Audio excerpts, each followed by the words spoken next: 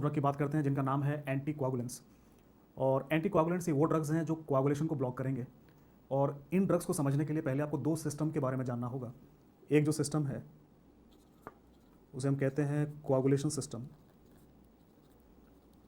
और इसके पैरेलल में एक सिस्टम काम करता है उसे हम कहते हैं एंटी कोआगुलेशन सिस्टम। तो एक कोआगुलेशन का सिस्टम है, एक एंटी कोआगुलेशन का सिस्टम है, और दोनों आपस में मिलकर के ये डिसाइड करते हैं कि कितना थ्रोम्बस बने, कितना कोआगुलेशन हो।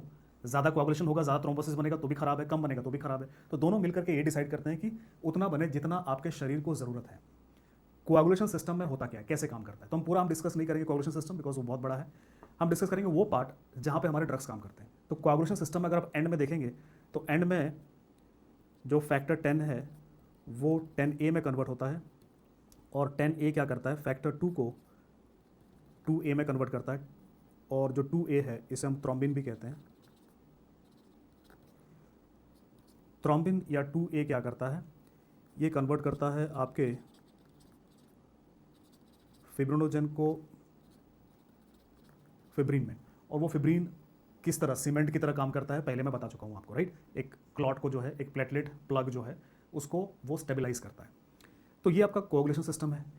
एंटी कोआगुलेशन सिस्टम में आप याद रखिएगा यहाँ पे एंटी थ्रोम्बिन 3 है, और एंटी थ्रोम्बिन 3 मतलब किसके अगेंस्ट, थ्रोम्बिन के अगेंस्ट। ये एंटी थ्रोम्बिन 3 करता क्या है, ये तोड़ता है, breaks not only thrombin but also 10A। So antithrombin 3 क्या करता है, ये ब्रेक करता है किसको, 10A को और 2A को। सो इन कोआगुलेशन फैक्टर को तोड़ता है। तो एक तरफ एक सिस्टम है जो कोआगुलेशन वाले फैक्टर्स को बढ़ाता है जिससे कोआगुलेशन होता है, दूसरी तरफ एक एंटी कोआगुलेशन सिस्टम में एक एंटी थ्रोम्बिन 3 है। तो ये असल में है क्या, एंटी थ्रोम्बिन 3 एक प्रोटीएज है। प्रोटीएज का मतलब क्या होता है, प्रोटीन को तोड़ना। कौन से प्रोटीन्स को, जो कोआगुलेशन फैक्टर हैं जैसे कि 10A और 2A। तो दोनों काम करते हैं। अब देखो मुझे क्या चाहिए, मुझे चाहिए एंटी कोआगुलेंट इफेक्ट, मतलब मुझे कोआगुलेशन सिस्टम को ब्लॉक करना है। तो उसके दो तरीके हैं। एंटी कोआगुलेंट इफेक्ट लाने के लिए या तो मैं कोआगुलेशन सिस्टम को ब्लॉक कर दूं, या फिर मैं एंटी कोआगुलेशन सिस्टम को स्टिमुलेट कर दूं। तो दोनों तरीके से मुझे एंटी कोआगुलेंट इफेक्ट मिलेगा, राइट। तो एंटी कोआगुलेंट इफेक्ट पाने के ये दो इंपॉर्टेंट तरीके हैं। अब आगे देखिए, कोआगुलेशन सिस्टम हम किसको ब्लॉक कर सकते हैं, हम फैक्टर 10A को ब्लॉक कर सकते हैं, और इनको हम कहते हैं, क्योंकि ओरल ड्रग्स है, इनको हम कहते हैं ओरल 10A इनिबिटर्स कहते हैं। दूसरा, हम डायरेक्टली थ्रोम्बिन को ब्लॉक कर सकते हैं और 2A को। तो ये जो थ्रोम्बिन को ब्लॉक करते हैं इन्हें हम कहते हैं DTI। DTI का मतलब होता है डायरेक्ट थ्रोम्बिन इनिबिटर। क्यों, ये ड्रग डायरेक्टली जा करके थ्रोम्बिन के ऊपर बैठ जाते हैं और उनको ब्लॉक करते हैं, तो उनको हम क्या कहेंगे, डायरेक्ट थ्रोम्बिन इनिबिटर। पर थ्रोम्बिन को टारगेट करने का दूसरा तरीका भी है। मैं क्या करूंगा, एंटी थ्रोम्बिन 3 को स्टिमुलेट करूंगा, और उसकी वजह से ये जो फैक्टर्स है इनके टूटने को बढ़ाऊंगा। तो फैक्टर 10A टूटेगा, 2A टूटेगा, इससे भी एंटी कोआगुलेंट इफेक्ट मिलेगा। और क्योंकि मैं डायरेक्टली थ्रोम्बिन के ऊपर काम नहीं कर रहा, तो हम इन्हें कहेंगे ITI, मतलब इनडायरेक्ट थ्रोम्बिन इनिबिटर। तो ये है इनडायरेक्ट थ्रोम्बिन इनिबिटर। हालांकि इनडायरेक्ट थ्रोम्बिन इनिबिटर सिर्फ थ्रोम्बिन पे काम नहीं करते, 2A मतलब थ्रोम्बिन, वो 10A पर भी काम करते हैं, पर नाम उनका ऐसा रखा गया है इनडायरेक्ट थ्रोम्बिन इनिबिटर। तो ये 3 इंपॉर्टेंट क्लास है जो हम यहाँ पे डिस्कस करेंगे। एक और ड्रग है वारफरिन जो एक और तरीके से काम करता है, उसको हम बाद में डिस्कस करेंगे, राइट। तो यहाँ पे सबसे पहले हम डिस्कस करते हैं इस क्लास से DTI और डायरेक्ट थ्रोम्बिन इनिबिटर। तो जो पहला क्लास है यहाँ पे हम डिस्कस करेंगे वो है डायरेक्ट थ्रोम्बिन इनिबिटर। और इस डायरेक्ट थ्रोम्बिन इनिबिटर के लिए शॉर्ट फॉर्म यूज़ किया जाता है जिसे हम कहते हैं DTI। तो इनका मैकेनिज्म ऑफ एक्शन क्या है ये बताया मैंने अभी आपको। किसको ब्लॉक करते हैं, they block which factor, thrombin, और उसको हम क्या कहते हैं, 2A भी कहते हैं। तो ये एक इंपॉर्टेंट क्वेश्चन है, प्रोस्पेक्टिव क्वेश्चन है जो आपके एग्जाम में आ सकता है कि डायरेक्ट थ्रोम्बिन इनिबिटर किसको ब्लॉक करते हैं, 10A, 2A, 7A, 8A, right. आपका आंसर क्या होगा, 2A। अब डायरेक्ट थ्रोम्बिन इनिबिटर का क्लासिफिकेशन की अगर हम बात करें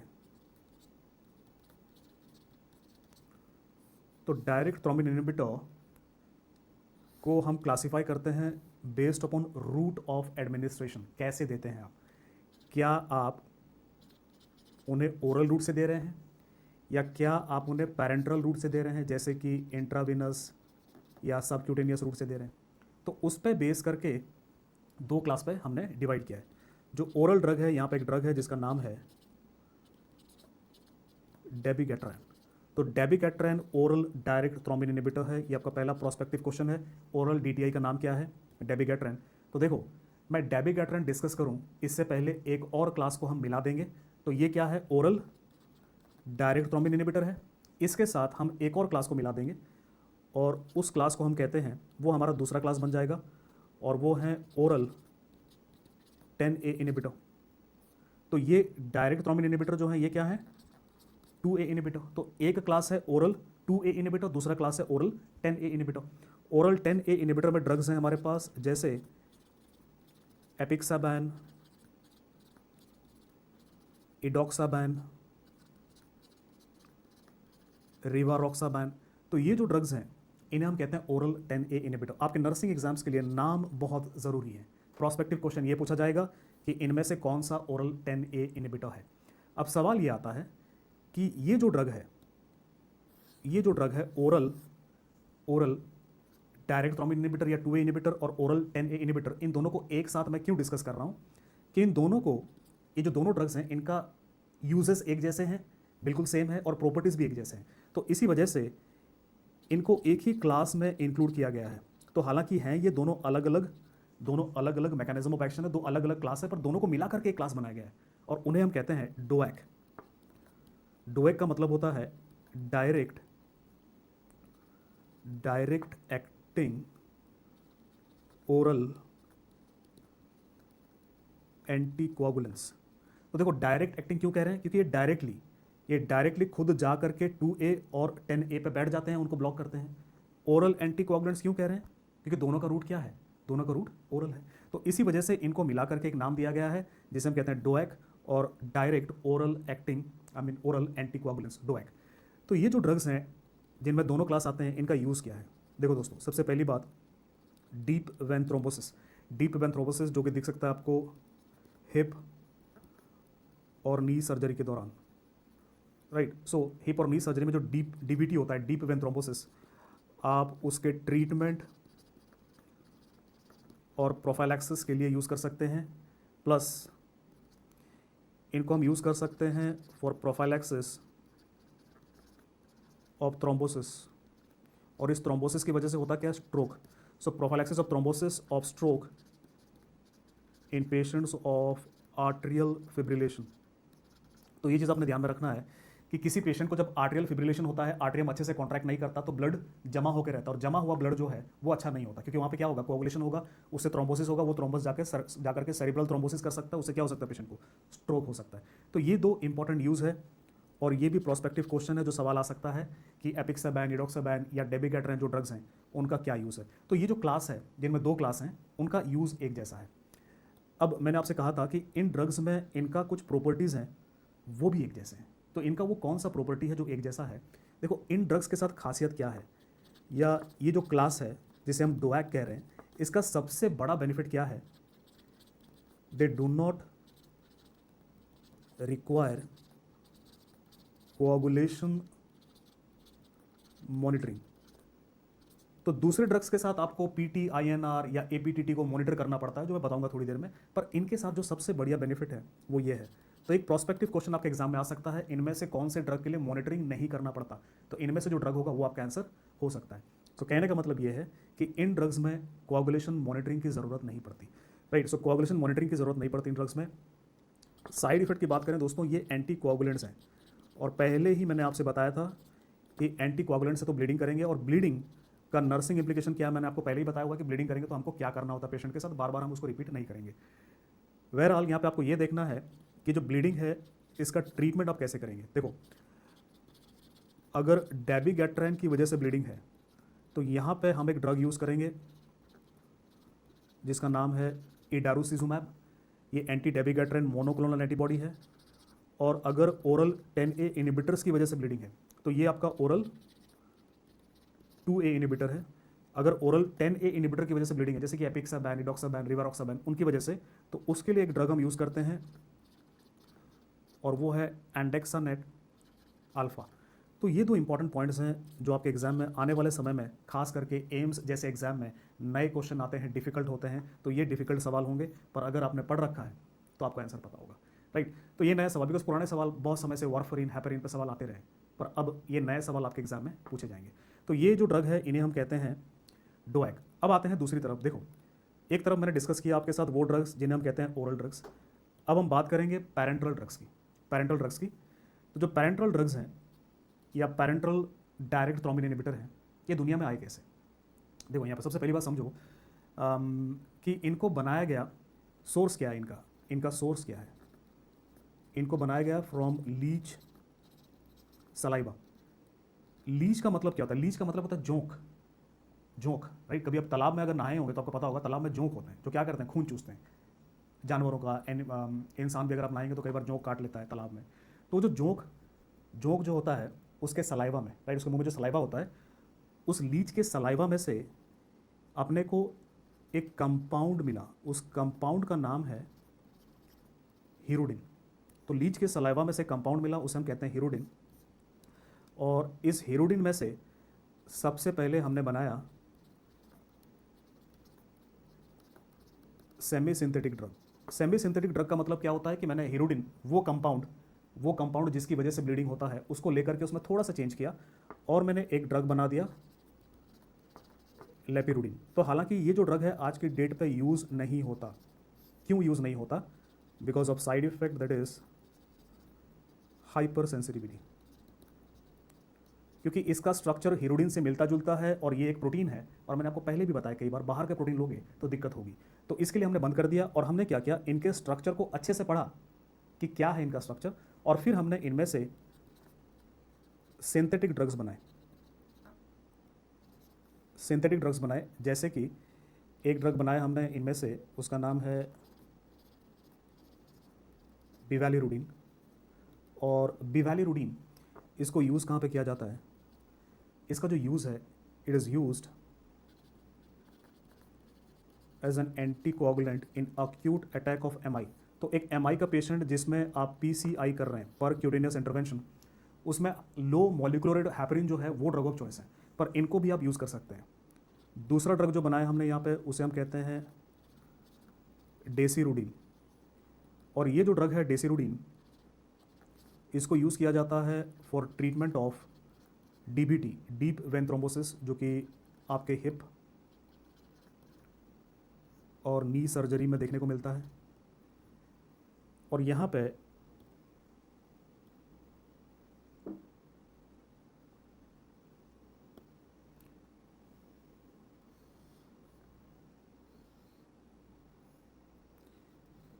एक तीसरा ड्रग है हमारे पास जिसका नाम है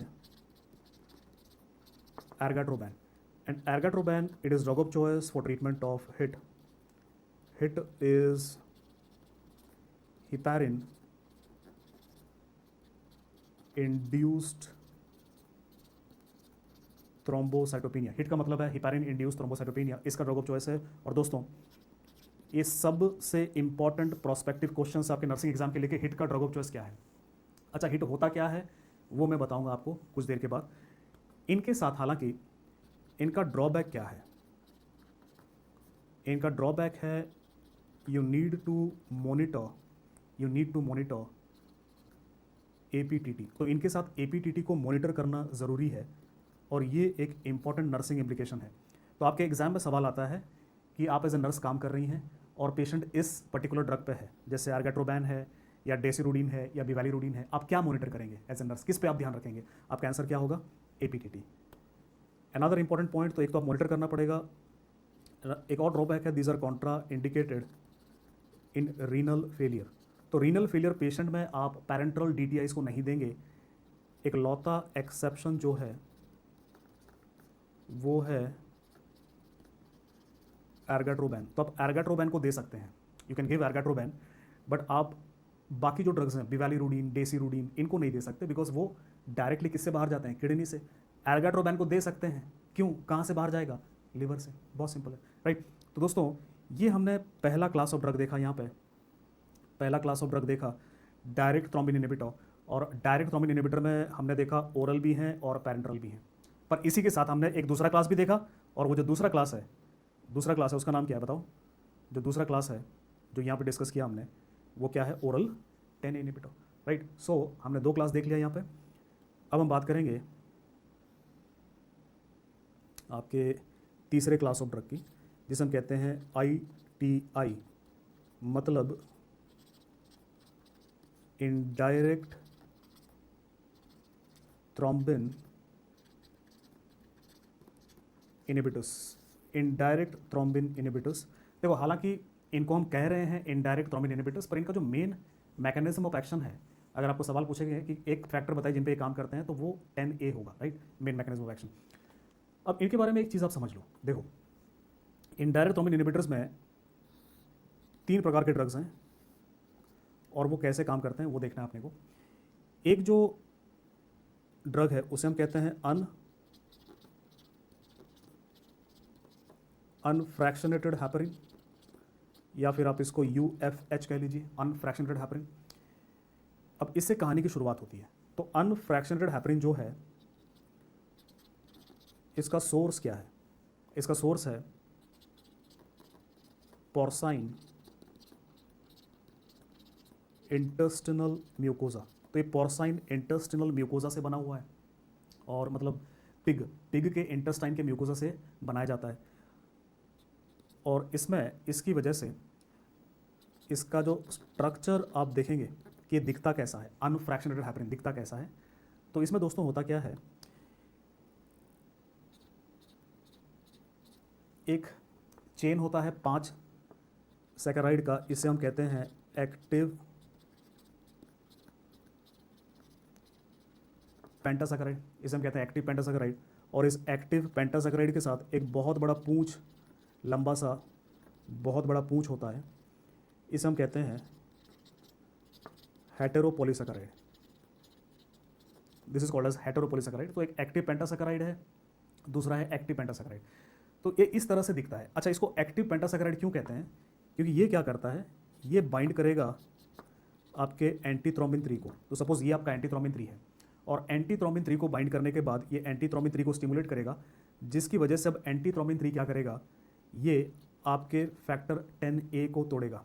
सो factor 10A breaks, factor 10A को तोड़ देगा ये, राइट। तो बहुत अच्छी बात है, एंटी कोगुलेंट इफेक्ट मिल रहा है क्योंकि 10A टूट रहा है। अब यहाँ पे समझने वाली बात ये है कि ये जो ड्रग है, इसका जो साइज़ है, इसका साइज़ बहुत बड़ा है। तो इसका it is a huge size and weight. So इसका वजन बहुत ज़्यादा है, साइज़ बहुत बड़ा है। और क्योंकि इसका साइज़ बहुत बड़ा है, तो जब भी आप इसको सब क्यूटेनियस इंजेक्शन से देंगे तो बहुत सारा ड्रग वहीं जमा हो जाता है, वो एब्जॉर्ब ही नहीं होता।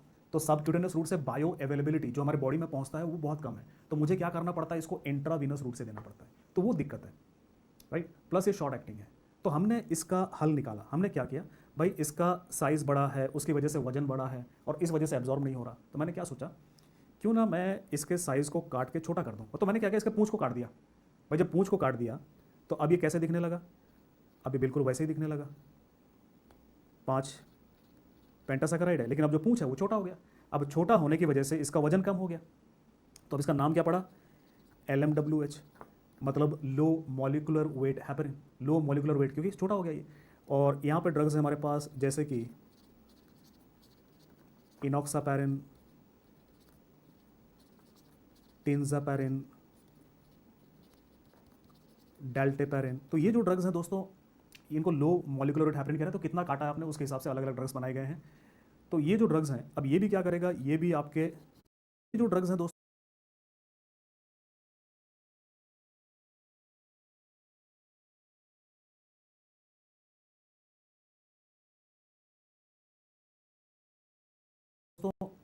इनको लो मॉलिकुलर वेट हैपरिन कह रहे हैं। तो कितना काटा है आपने, उसके हिसाब से अलग अलग ड्रग्स बनाए गए हैं। तो ये जो ड्रग्स हैं, अब ये भी क्या करेगा, ये भी आपके एंटीथ्रोम्बिन 3 को बाइंड करेगा और इसकी वजह से 10A को तोड़ेगा। तो यहाँ पे हालांकि नाम इनका इनडायरेक्ट थ्रोम्बिन इनहिबिटर है, पर इनका जो मेन काम है वो 10A की वजह से होता है, राइट। हालांकि यहाँ पे 2A का भी कुछ एक्शन है, पर वो मैं आपको नहीं बता रहा जानबूझ के, ताकि आप कंफ्यूज ना हो यहाँ पे, राइट। मैं आपको कंफ्यूज नहीं करना चाहता। तो देखो, जब मैंने इसके साइज़ को छोटा किया तो अब सबक्यूटेनियस रूट से जब देता हूँ तो ज़्यादा एब्जॉर्ब होता है। अब फिर मैंने क्या सोचा, भाई मैं क्यों ना बायो अवेलेबिलिटी को और ज़्यादा बढ़ाऊँ। तो हालांकि ये रुकता किसकी वजह से, इस पूंछ की वजह से। तो मैंने पूंछ को थोड़ा काटा था या आधा काटा था। अब मैंने सोचा क्यों ना मैं पूंछ को पूरा काट दूँ। तो मैंने वही किया। मैंने क्या किया, यहाँ पे मैंने जो पूंछ है, इस पूंछ को पूरा ही उड़ा दिया, पूंछ को पूरा उड़ा दिया। तो मेरे पास बचा क्या, सिर्फ एक्टिव पेंटासैकराइड। और इसका नाम क्या रखा हमने, ये अपना तीसरा ड्रग है, इसका नाम पड़ा फोंडापाइरिनुक्स। तो जो फोंडापाइरिनुक्स है ये सिर्फ एक्टिव पेंटासाकाराइड है और इसके पास कुछ भी नहीं है। तो फोंडापाइरिनुक्स, तो जो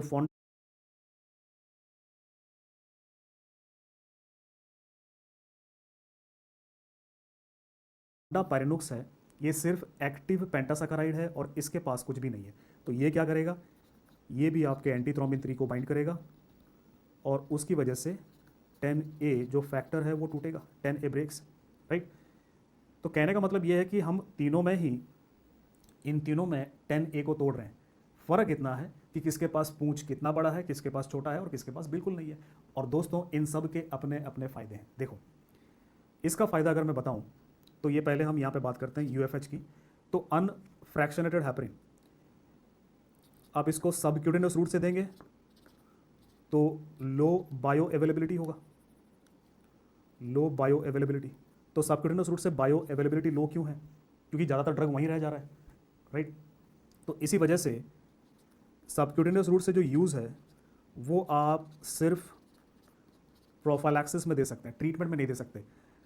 इसको आपको इंट्रावीनस रूट से देना पड़ेगा फॉर ट्रीटमेंट। सो कहने का मतलब ये है कि अगर मैं किसी को ट्रीट करना चाहता हूँ तो मुझे ज़्यादा डोज चाहिए, प्रोफाइलैक्सिस में कम डोज चाहिए,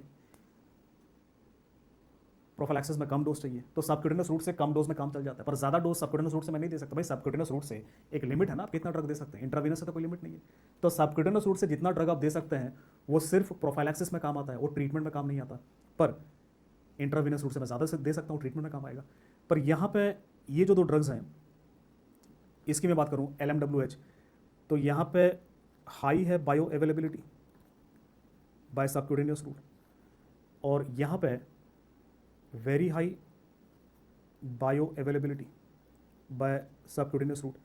इनफैक्ट यहाँ पे जो बायो अवेलेबिलिटी है दोस्तों, मैं ये कह सकता हूँ कि वो ऑलमोस्ट 100% है, क्योंकि भाई रोकने वाला कोई नहीं है। सो कहने का मतलब ये है कि ये जो दो ड्रग्स हैं जिनकी बात हमने करी, इन दोनों ड्रग्स को आप सबक्यूटेनियस रूट से दे सकते हैं, ना केवल ट्रीटमेंट के लिए बल्कि प्रोफाइलैक्सिस के लिए भी।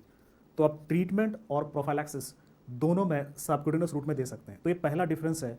आप समझिए कि अनफ्रैक्शनेटेड हैपरिन इनका साइज़ इतना बड़ा है कि आप सबक्यूटेनियस रूट से देंगे तो ज़्यादा ड्रग जाएगा नहीं, तो जितना जाएगा वो सिर्फ प्रोफाइलैक्सिस में काम आएगा, ट्रीटमेंट में नहीं। ट्रीटमेंट के लिए IV देना पड़ेगा। ये जो दो ड्रग्स हैं ये बहुत ज़्यादा जाते हैं और सबक्यूटेनियस रूट से ही आपका काम चल जाता है, ट्रीटमेंट में भी और प्रोफाइलैक्सिस में भी। तो ये हमने पहला पॉइंट देखा। अब आते हैं दूसरे पॉइंट पे कि इनमें अंतर क्या है।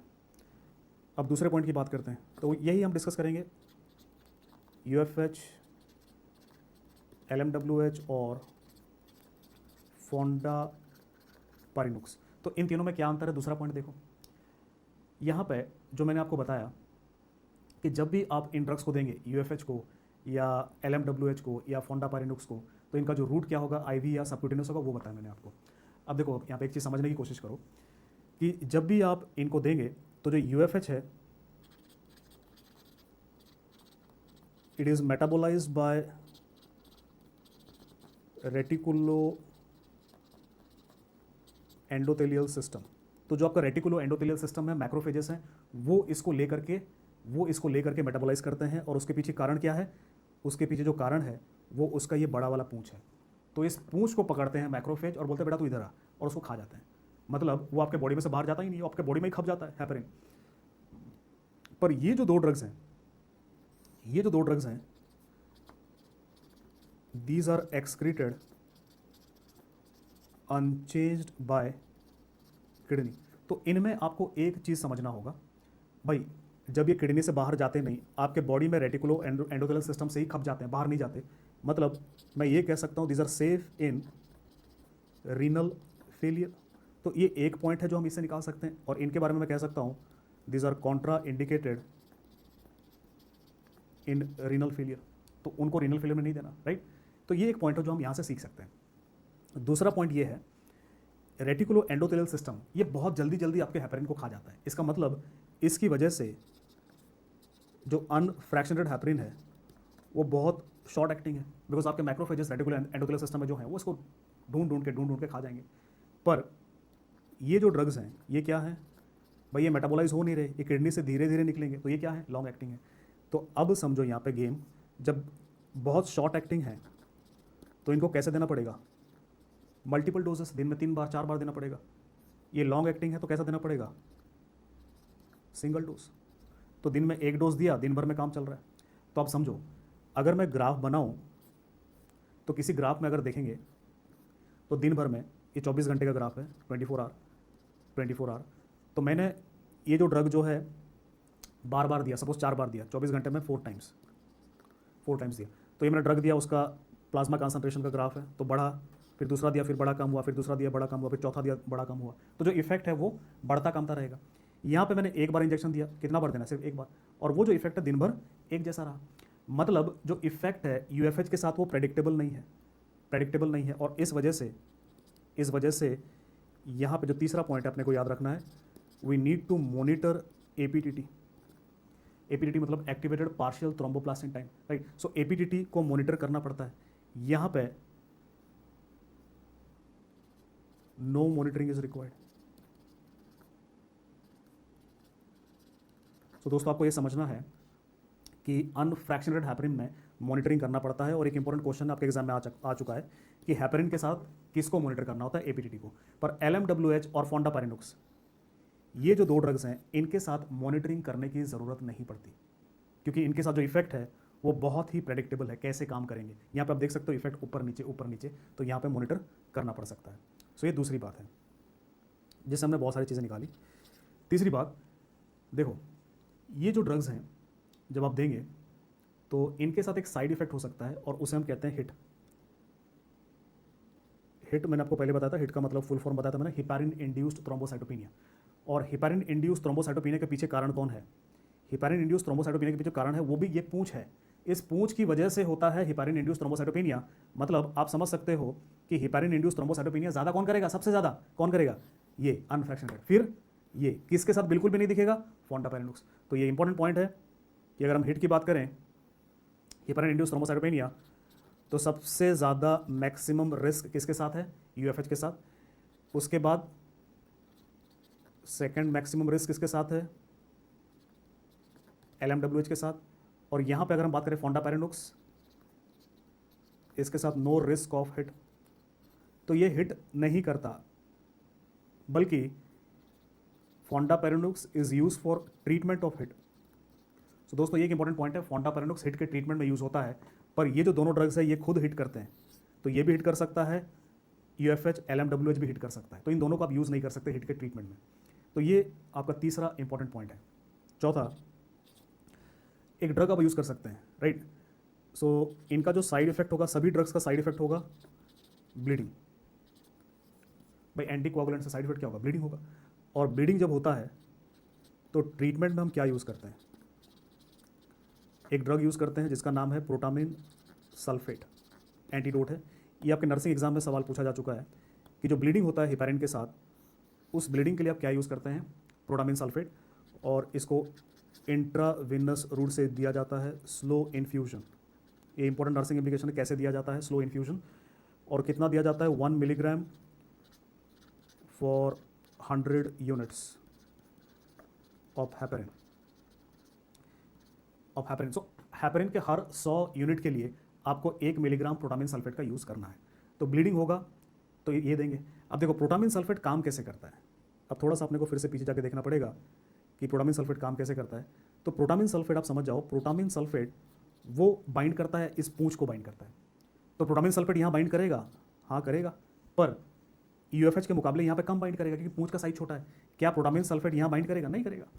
तो प्रोटामिन सल्फेट की अगर हम बात करें तो वो ज़्यादा यहाँ काम करेगा, फॉलोड बाय एलएमडब्ल्यूएच, यहाँ पे बिल्कुल काम नहीं करेगा। तो ये अनदर इंपॉर्टेंट पॉइंट है जो आपने याद रखना है। सो प्रोटामिन सल्फेट की जो एक्टिविटी है वो मैक्सिमम है किसके अगेंस्ट, यूएफएच। अगर हम बात करें यहाँ पे, ये भी 3 था, यहाँ पे बात करें तो एलएमडब्ल्यूएच में जो एक्टिविटी है, दैट एक्टिविटी इज लेस, तो यहाँ पे एक्टिविटी कम है। अगर हम बात करें इस तरफ फोंडापाइरिनोक्स में अगर हम बात करें तो इस केस में नो एक्टिविटी, तो यहाँ पे एक्टिविटी बिल्कुल भी नहीं है। तो ये कंपैरिजन है इन ड्रग्स के बारे में कि तीनों ड्रग्स कैसे अलग अलग हैं, ये आपको समझना ज़रूरी था। अब देखो इन ड्रग्स के बारे में बताता हूँ मैं आपको कि ये जो एंटीकोगुलेंट्स मैंने बताया आपको, इनका एक इंपॉर्टेंट पॉइंट है कि इनका यूज़ क्या है। तो देखो एक तरफ है UFH अनफ्रैक्शनेटेड हैपरिन, या फिर इसको सिंपल वर्ड्स में हम हैपरिन भी कहते हैं। दूसरा तरफ दो ड्रग्स हैं LMWH और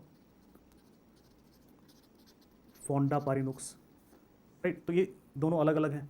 अब देखो UFH और हैपरिन जो है इसको सबक्यूटिनियस रूट से दिया जाता है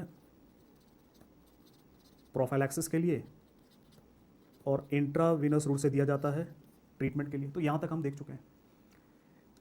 इनको सबक्यूटिनियस रूट से दिया जाता है ना केवल प्रोफाइलैक्सिस के लिए बल्कि ट्रीटमेंट के लिए भी।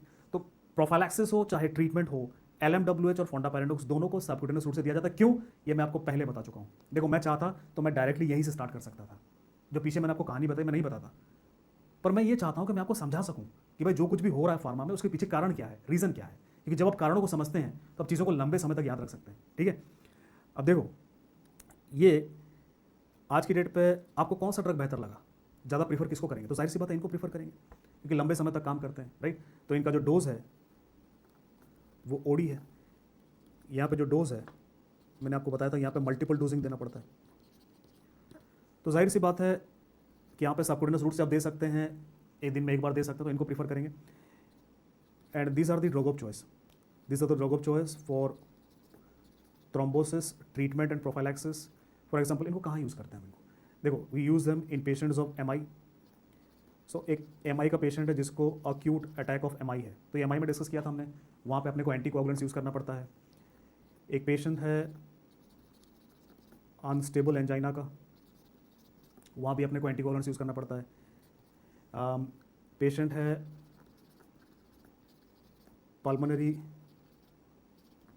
एम्बोलिज्म का, वहाँ यूज़ करना पड़ता है। पेशेंट है DVT का, डीप वेन थ्रोम्बोसिस, हिप और नी सर्जरी। तो आज की डेट पे अगर आपको पूछा जाए तो ये जो कंडीशंस हैं यहाँ पे अपने को एंटीकोगुलेंट्स का दरकार होता है, और वहाँ पे जो सबसे इंपॉर्टेंट ड्रग्स हैं वो या तो LMWH हैं या फोंडापारिनुक्स हैं। हालांकि ज़्यादा कॉमनली LMWH यूज़ होता है, ये सस्ता है, चीपर है एज़ कम्पेयर टू फोंडापारिनुक्स। फोंडापारिनुक्स महंगा है, राइट। और ये जो यूजेस हैं इनके लिए आप हैपरिन को भी यूज़ कर सकते हैं, पर हैपरिन को हम प्रीफर नहीं करते। तो हैपरिन को हम कहाँ प्रीफर करते हैं आज की डेट पे? देखो इनको कहाँ प्रीफर करते हैं, हैपरिन इज प्रीफर्ड और drug of choice for mainly for catheter induced thrombosis. तो अगर आपने पेशेंट के बॉडी में कैथेटर डाला है और उस कैथेटर की वजह से थ्रोम्बोसिस जो होता है उसको रोकने के लिए UFH को ज़्यादा प्रीफर करते हैं, ये ज़्यादा इफेक्टिव है। फॉर एग्जांपल आपने कैथेटर कहाँ डाला होता है? डायलिसिस में। तो इनफैक्ट ये आपके एग्जाम में सवाल पूछा गया है, ये क्वेश्चन आया आपके एग्जाम में कि डायलिसिस का पेशेंट है और उस डायलिसिस के पेशेंट में कौन सा एंटीकोगुलेंट हम प्रीफर करते हैं, उसमें हैपरिन को प्रीफर करते हैं, राइट। तो ये यूजेस में अंतर है दोस्तों जो आपको समझना है। अब यहाँ पर साइड इफेक्ट की बात करते हैं।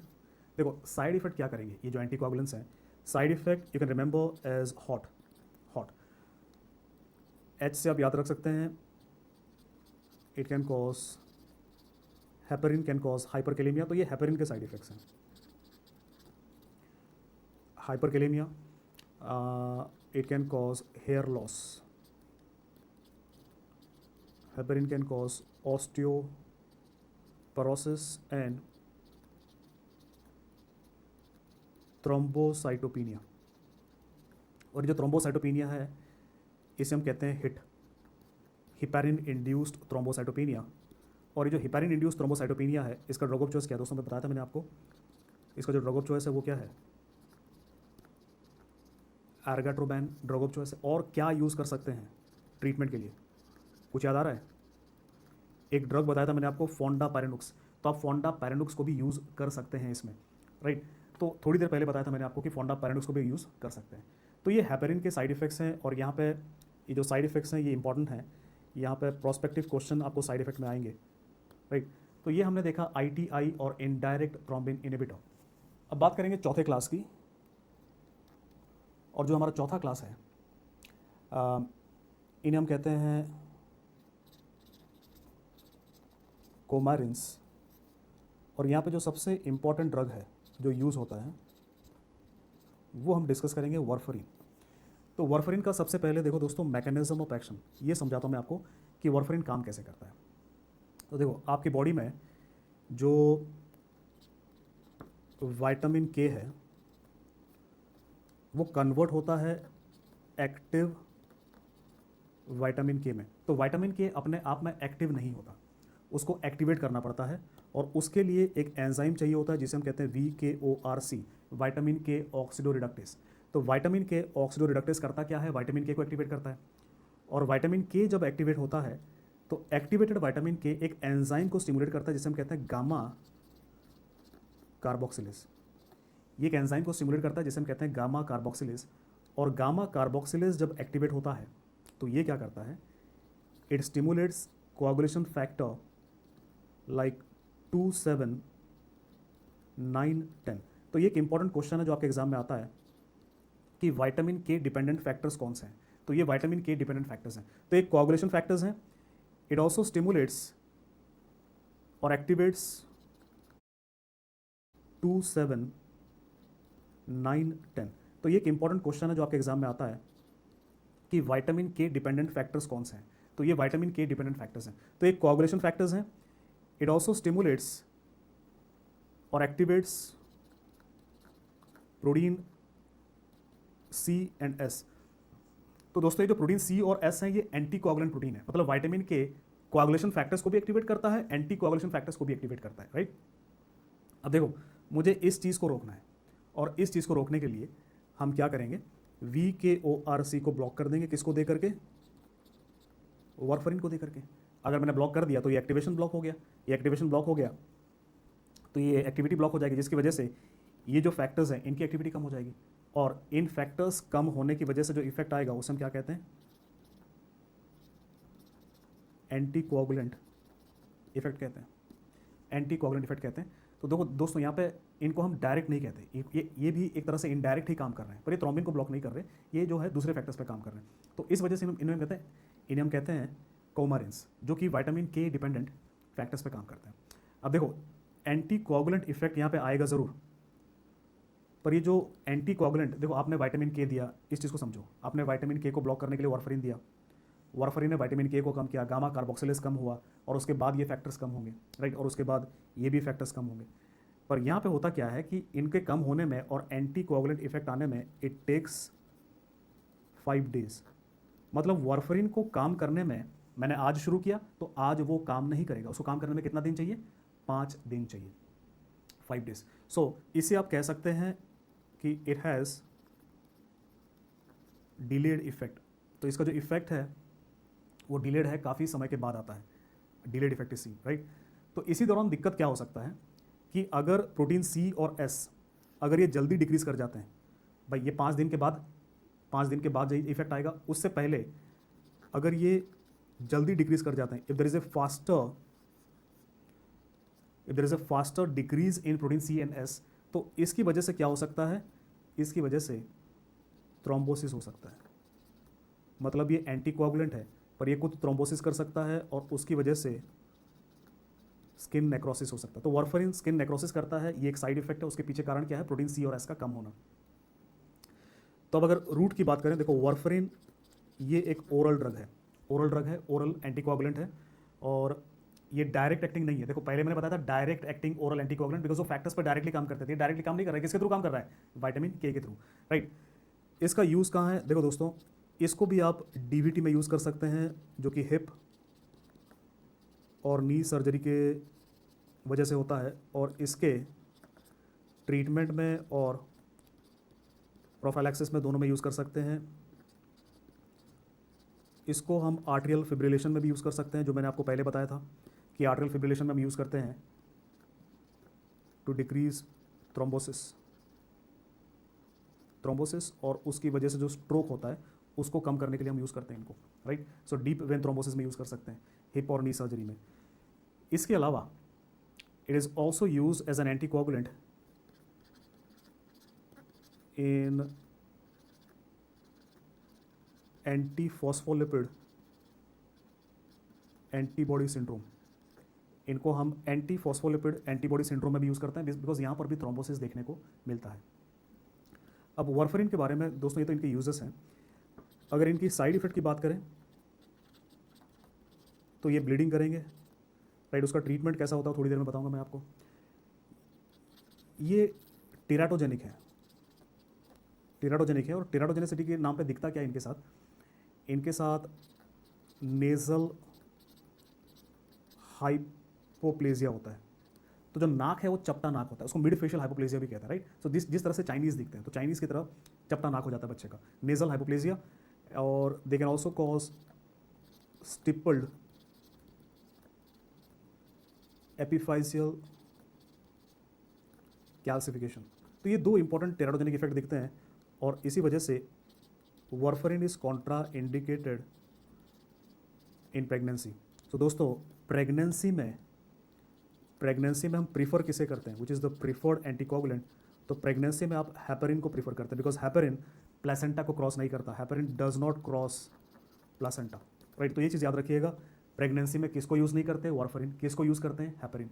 सो ब्लीडिंग, टेराटोजेनिसिटी। तीसरा मैंने आपको बताया था स्किन नेक्रोसिस, इनके साथ स्किन नेक्रोसिस देखने को मिल सकता है। ये ज़्यादातर फीमेल्स में दिखता है, और उन फीमेल्स में जो सबसे कॉमन साइट है, the most common site is breast. तो ये फीमेल्स में ज़्यादा दिखता है, and the most common site is breast. तो ये कुछ साइड इफ़ेक्ट्स हैं जो वारफरिन के साथ आपको देखने को मिलता है। अब बात करते हैं कि इसके साथ मॉनिटरिंग करते हैं कि नहीं। तो बिल्कुल हेपेरिन की तरह here also monitoring is required. तो इनके साथ भी मॉनिटरिंग करने की ज़रूरत पड़ती है, और हम मॉनिटर क्या करते हैं, वी मॉनिटर इनके साथ INR या प्रोथ्रोम्बिन टाइम मॉनिटर कर सकते हैं। तो अगेन ये क्वेश्चन है आपके एग्जाम में पूछा गया, क्या मॉनिटर करते हैं, PT या INR। ज़्यादातर हम यहाँ पे INR मॉनिटर करते हैं। INR is international normalized ratio. So जो INR का नॉर्मल वैल्यू है वो 0.9 टू 1.3 है। तो ये नॉर्मल वैल्यू है, किसी नॉर्मल इंसान में इतना रहता है। लेकिन जब भी हम वारफरिन देते हैं तो हमारा टारगेट वैल्यू क्या है, 2 to 3। सो 2 से लेकर 3 तक, 2.0 to 3.0, 2 से लेकर 3 तक हम मेंटेन रखते हैं, क्योंकि भाई वहाँ पे थ्रोम्बोसिस का रिस्क बढ़ा हुआ है। तो हम क्या करेंगे, हम ड्रग्स देंगे ताकि जो INR है वो बढ़ा सकें, ताकि ब्लीडिंग का रिस्क कम हो। तो टारगेट इतना रहना चाहिए, राइट। तो ये प्रोस्पेक्टिव क्वेश्चन आपके एग्जाम में सवाल आएगा कि भाई पेशेंट को आपने ड्रग दिया, INR उसका 2 से कम है, तो क्या करना पड़ेगा, डोज को बढ़ाना पड़ेगा। 3 से ज़्यादा है तो क्या करेंगे, देखते हैं। अब जो INR है, अगर INR आपका बढ़ गया, इफ़ INR इज़ इंक्रीज्ड, मतलब मोर देन 3, भाई 3 से ज़्यादा होगा INR 3 से ज़्यादा हो गया। तो अगर INR बढ़ गया यहाँ पे, राइट, 3 से ज़्यादा है, और यहाँ पे जो पेशेंट है आपका, उसका INR 3 से ज़्यादा है पर लेस देन 10 है, प्लस पेशेंट को फ़िलहाल ब्लीडिंग नहीं हो रही, नो ब्लीडिंग। तो इस केस में, ये पहला केस है, इसमें क्या करेंगे, इसमें हम बंद कर देंगे, स्टॉप वारफरिन। तो वारफरिन को आपने बंद किया और आप रीस्टार्ट करेंगे वंस INR इज़ नॉर्मल। तो दोस्तों यहाँ पे हम क्या करने वाले हैं कि मैंने वारफरिन को बंद कर दिया, और जैसे ही INR नॉर्मल हुआ मैंने रीस्टार्ट किया। दूसरा केस है कि INR 10 से ज़्यादा है प्लस ब्लीडिंग नहीं है। भाई INR ज़्यादा है 10 से, पर अभी भी ब्लीडिंग नहीं है, तो यहाँ पे क्या देंगे हम, सिर्फ ट्रीटमेंट के लिए हम देंगे vitamin K। Will use only vitamin K, right. Drug of choice is vitamin K। तो ये एक इंपॉर्टेंट पॉइंट है गाइस, ये क्वेश्चन आपके एग्जाम में पूछा गया है कि वारफरिन का एंटीडोट क्या है, विटामिन K है। पर अगर पेशेंट को ब्लीडिंग हो रहा है, भाई किसी भी INR पे, INR का फ़र्क ही नहीं पड़ता, अगर ब्लीडिंग हो रहा है तो यहाँ पे ना केवल विटामिन K देंगे आप, उसके साथ आप FFP भी देंगे। FFP का मतलब होता है फ्रेश फ्रोजन प्लाज्मा। तो फ्रेश फ्रोजन प्लाज्मा में पहले से ही जो फैक्टर्स है वो मौजूद होते हैं। पर यहाँ पे जो सबसे इंपॉर्टेंट टेक अवे है आपके नर्सिंग एग्जाम्स के लिए, वो ये पॉइंट है कि किसी पेशेंट को अगर वारफरिन की वजह से ब्लीडिंग हो रहा है तो क्या देंगे, विटामिन K देंगे। हेपेरिन की वजह से ब्लीडिंग हो रहा है तो क्या देंगे, प्रोटामिन सल्फेट देंगे। हेपेरिन में क्या मॉनिटर करना है, APTT। वारफरिन में क्या मॉनिटर करना है, PT और INR। प्रेगनेंसी है, प्रेग्नेंट फीमेल है, क्या देंगे, हेपेरिन। वारफरिन नहीं देंगे, क्यों, क्योंकि ये टेराटोजेनिक है। सो दोस्तों ये आपके एंटी कोगुलेंट्स हैं, जहाँ पे हमने कई सारे ड्रग्स देखे और हमने ये देखा कि उनको कैसे और कहाँ और क्यों यूज़ करते हैं।